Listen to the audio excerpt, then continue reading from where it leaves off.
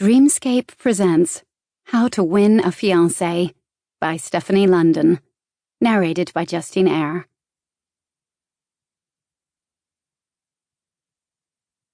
Chapter 1. For a woman who grew up with 7 older brothers, Marianna Halsey knew surprisingly little about men. Oh, sure, she knew they ate like wild animals, forcing her to wolf down her meals as a kid so she didn't miss out. She knew that they sorted their problems out with fists, and that they believed little sisters needed to be sheltered at all costs.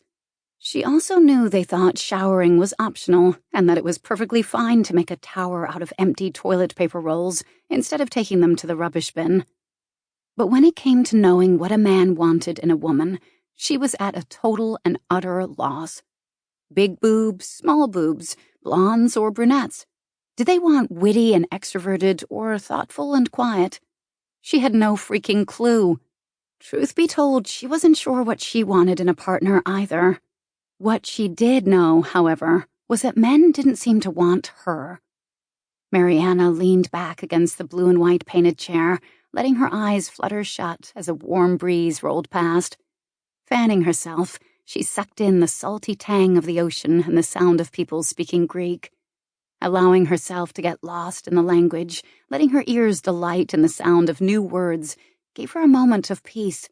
The only moment of peace she'd had since she landed in Corfu yesterday. She supposed most people would experience that muscle-loosening sense of relaxation the second they set foot on the idyllic island. But then again, most people hadn't come here to lose their virginity.